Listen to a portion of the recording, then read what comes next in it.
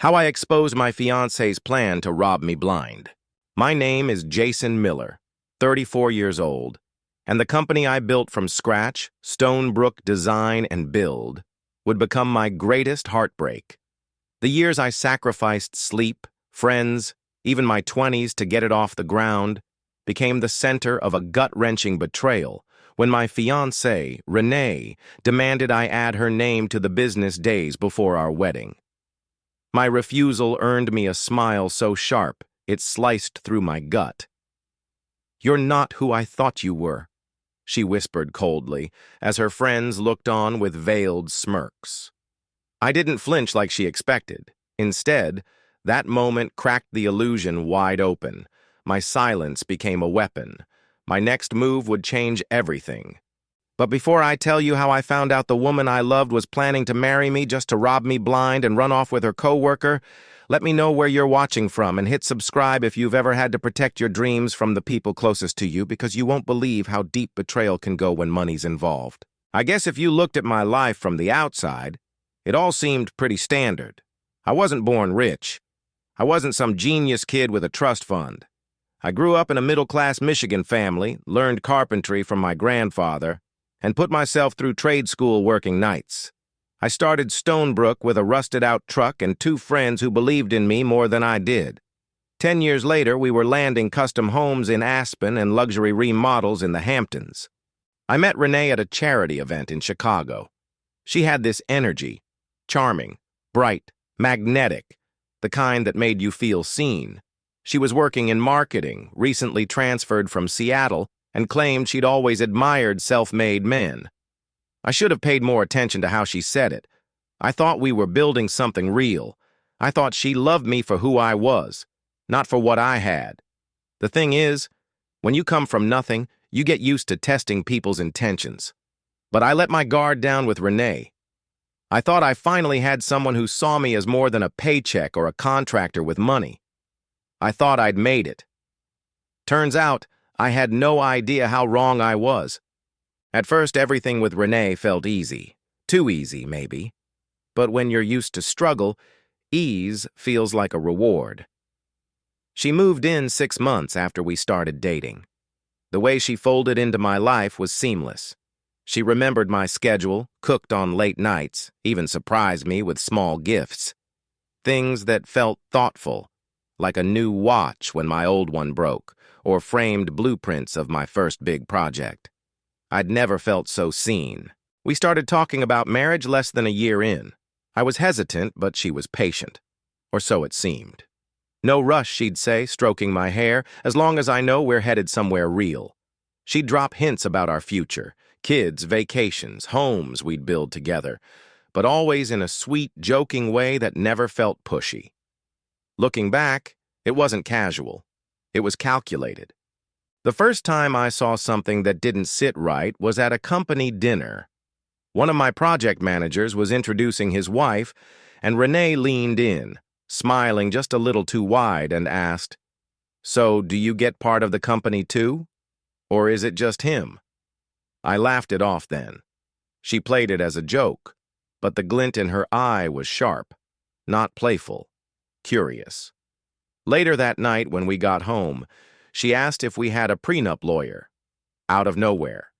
"You're not worried about what's yours, right?" she said, curling into me. "I mean, it'd be fair if we built things together, right?" I shrugged. "I'm not thinking about lawyers yet.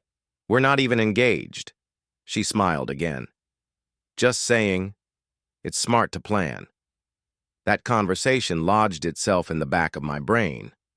But I told myself it was nothing. Maybe she was just being practical. We were getting older. People talked about this stuff. Then came the changes. Small ones. She quit her job suddenly, said she wanted to focus on our future. I offered to help cover expenses short term. She started spending more. Clothes, spa days, lunches with new girlfriends I'd never heard of. She had a glow about her, a confidence that felt less like love and more like ownership. And then, she started bringing up a guy named Dylan. "Dylan says we should go to Turk's," she said one night, wine in hand. "He just got back and said it's unreal." "Who's Dylan?" Oh, just a co-worker from my old job. We text sometimes. He's hilarious. Just a co-worker. Right. At first, I didn't think much of Dylan. I mean, we all have co-workers we stay in touch with, right? But something about the way she talked about him started to bug me. His name came up more often. Too often. Dylan said this. Dylan showed me that meme. Dylan thinks you and I should do a couple's skydiving trip. It was constant. I'd raise an eyebrow and get the same line every time. Relax, babe. He's just funny. Total dork. Not my type at all. She was careful. Clever even.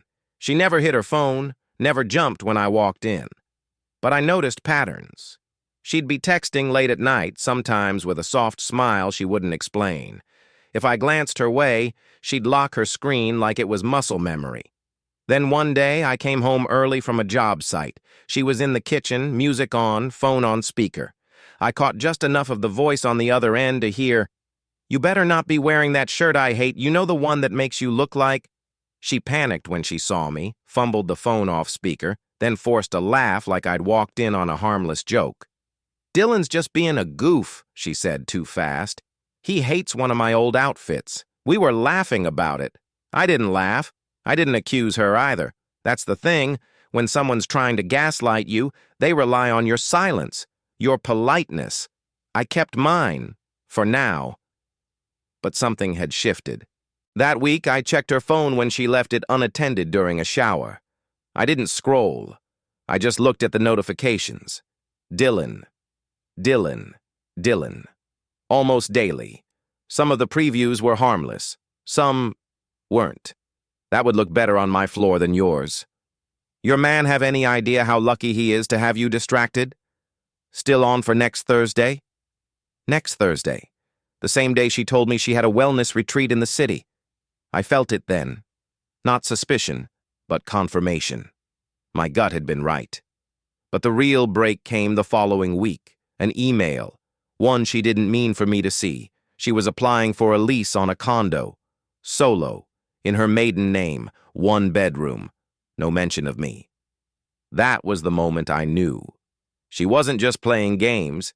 She was preparing to disappear. It came in by accident, at least I think it did. I was in my home office, catching up on payroll invoices when her name popped up on the screen. An auto-forwarded email from a shared Dropbox folder we used for travel plans. I wasn't even paying attention at first. The subject line caught my eye. Pending application, upper line lofts.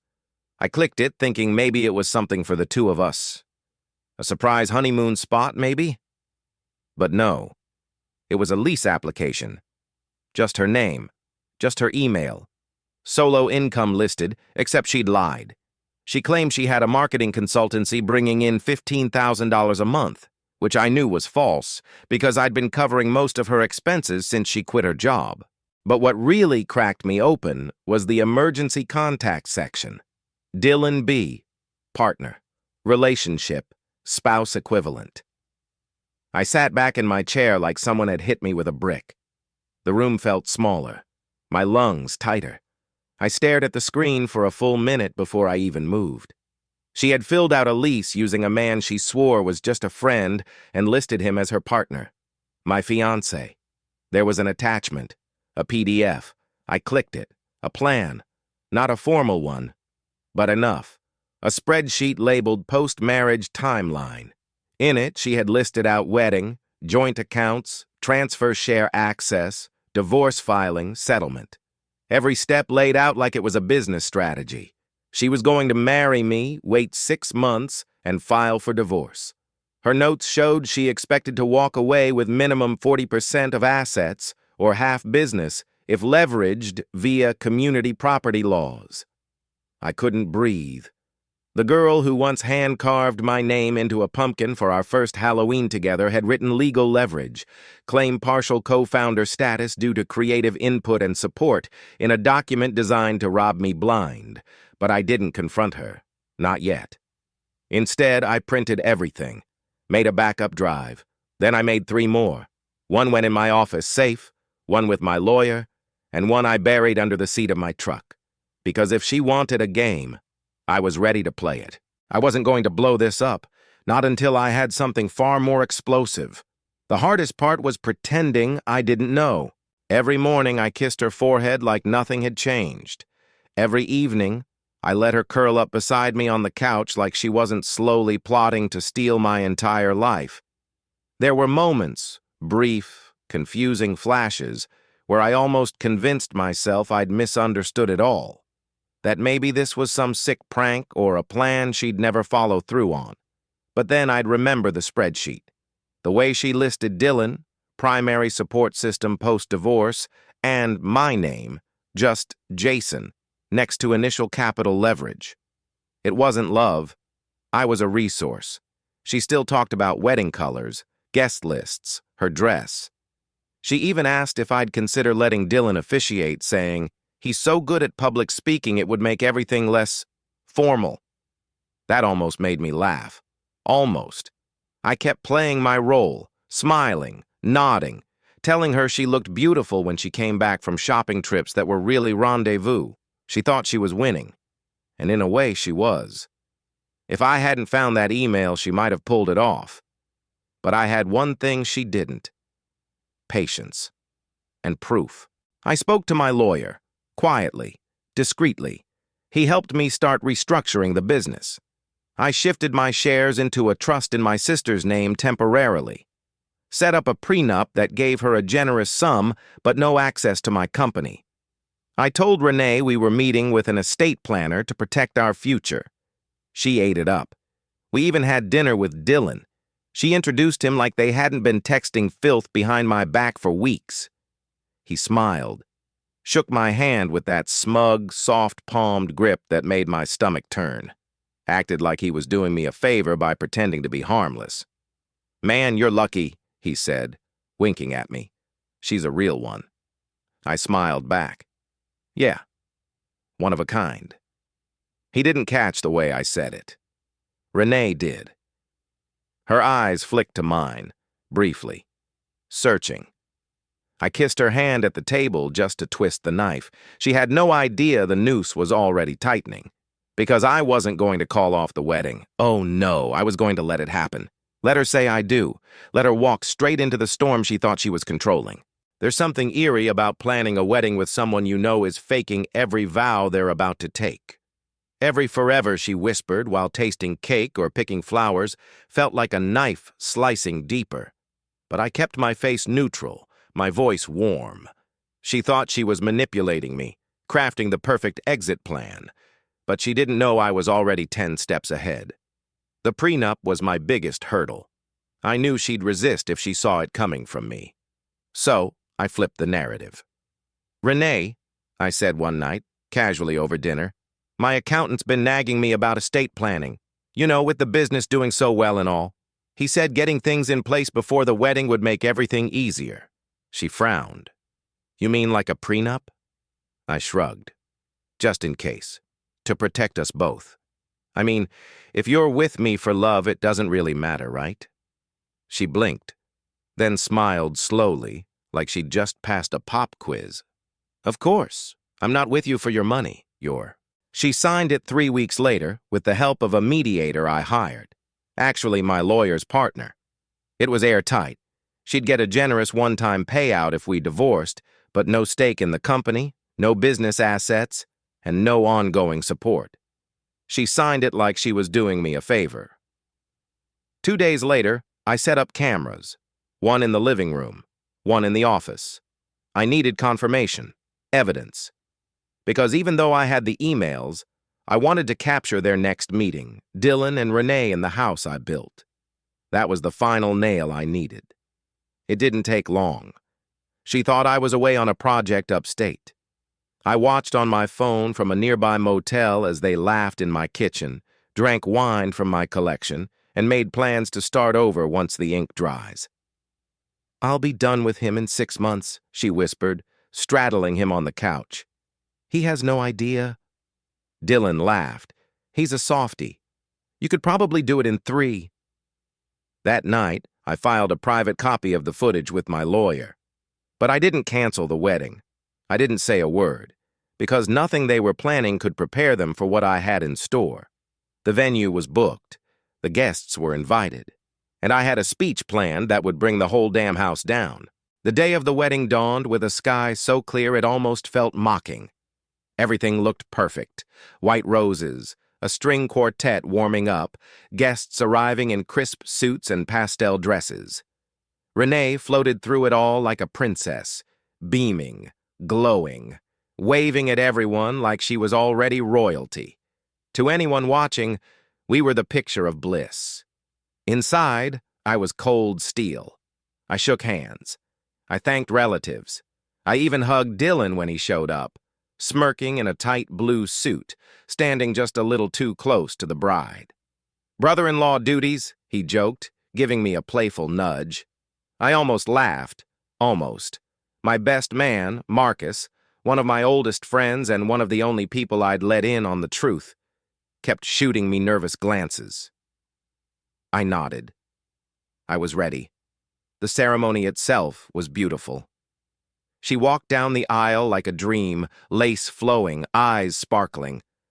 But I couldn't stop thinking about how she rehearsed those eyes in a mirror, how this whole moment was just the final piece of her performance. We said our vows. Hers were flawless, rehearsed, emotional, everything a good actress would deliver. "You showed me what real love feels like," she said, clutching my hands. "I promise to protect your heart like it's my own." I barely choked down a laugh.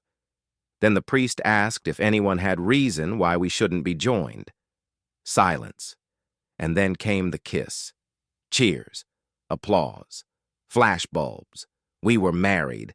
The reception was held at a private estate just outside the city. It was classy, intimate. She had handpicked every detail, down to the signature cocktail, the Forever Yours. We danced, we smiled, we toasted. Then it was time for speeches. I took the mic, tapped the glass, and smiled at the room. "Thank you all for being here," I began, voice calm, clear. "Today's a special day, not because I got married, though that's part of it, but because today I get to share something even more important." I turned to look at Renee, who was still smiling, but her eyes twitched. "I want to talk about trust," I continued. "About what it means to love someone who's been playing you from the beginning. About what it looks like when the person you planned a future with was planning to rob you blind." Gasps. A few awkward laughs. She froze. I pulled out the remote and hit play. On the giant screen behind us, the footage began. Renee, on my couch, on his lap, her voice, "He has no idea." The room erupted. She jumped from her seat, and I just stood there watching her mask finally fall. She stormed the stage like a woman possessed, eyes wild, voice cracking. "Jason, what the hell is this?" I stepped back, calm as ever. "The truth. On our wedding day, no less. You should be proud. You made quite the entrance and the exit all in one night." Guests were frozen, drinks half raised, mouths agape. Her parents looked like they wanted to crawl under the table. Dylan? Nowhere in sight. I'd seen him slip out the side door the moment the footage started playing. Coward. "You can't do this to me," she hissed. "You're humiliating me." "No, Renee. You did that to yourself. I'm just giving your lies the lighting they deserve." She turned, scanning for support. But the room was full of eyes too stunned to offer her a lifeline.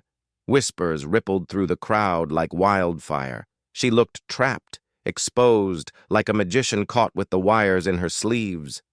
I took the mic again. "Just so everyone's clear, this wedding is legally binding, and so is the prenup she signed without reading. She gets a 5-figure payout, nowhere near the half of my business she planned to take.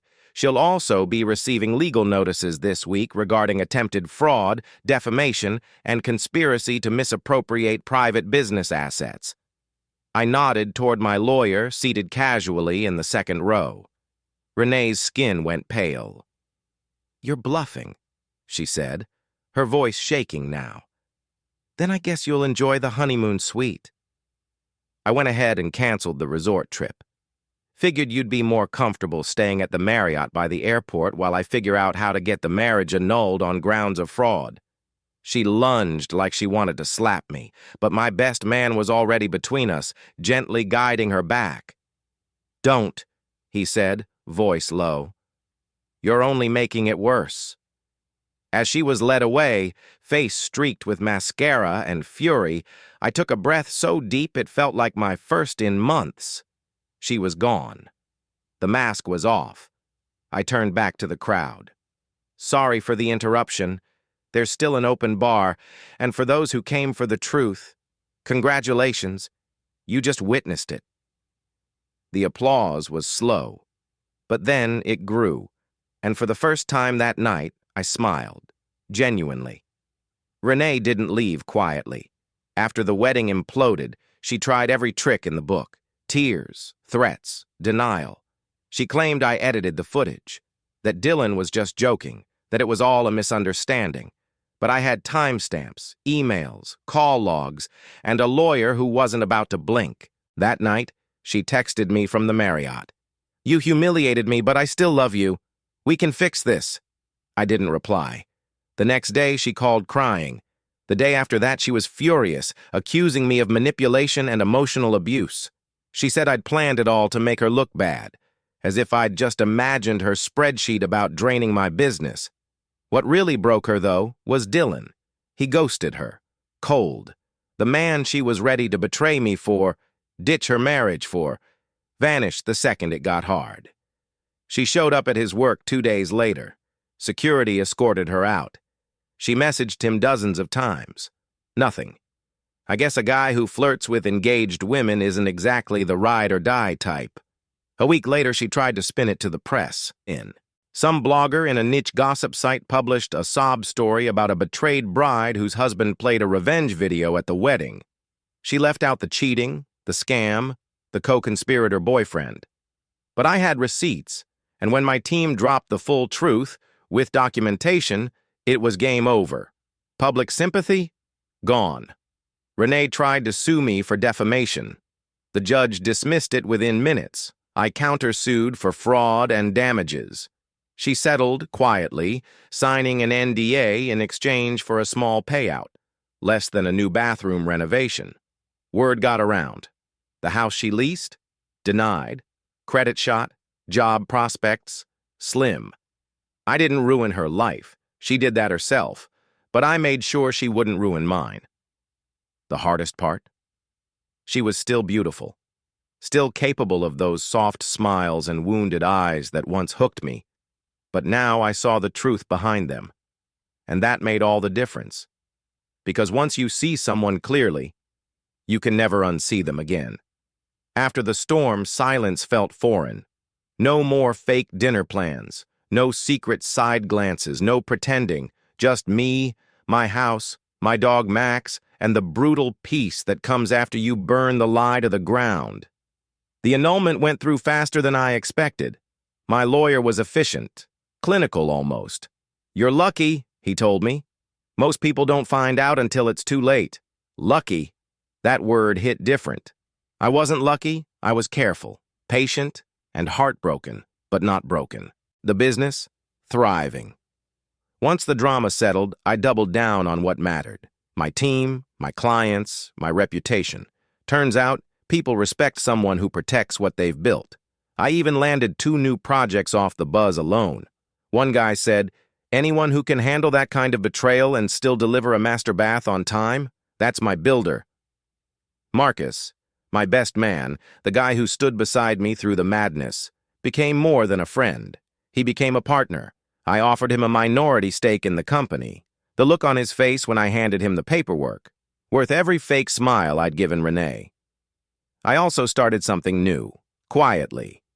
A private mentorship program for young entrepreneurs who've been burned by people they trusted. We meet once a month, behind closed doors. No filters, no sugarcoating. Just real talk about what betrayal does to your drive and how to rebuild without losing your soul. As for Renee, the last I heard, she moved back to Seattle. A friend of a friend said she's living with her sister, trying to rebrand herself online as a relationship coach. Let that sink in. I don't hate her. I don't wish her harm. But I do hope she looks in the mirror every morning and remembers the man she tried to con, the life she tried to steal, and the fool who left her behind when things got real. I walked away with my business, my name, and my self-respect intact. And trust me, that's worth more than anything she ever wanted to take. These days, I sleep better.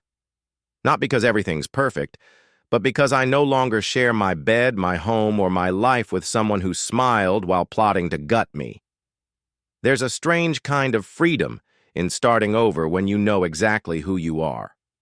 When you've seen what deception looks like up close and lived to tell the story without bitterness clinging to your bones. I stopped blaming myself. That part took time. I replayed 100 moments, things she said, signs I missed. I'd lie awake wondering, was I too trusting, too blind, too desperate for love to notice? But healing doesn't come from rewatching the footage. It comes from owning your part, learning from it, and never letting it define you. I started therapy, quietly, didn't tell anyone for weeks. But in those sessions, I unpacked more than just Renee.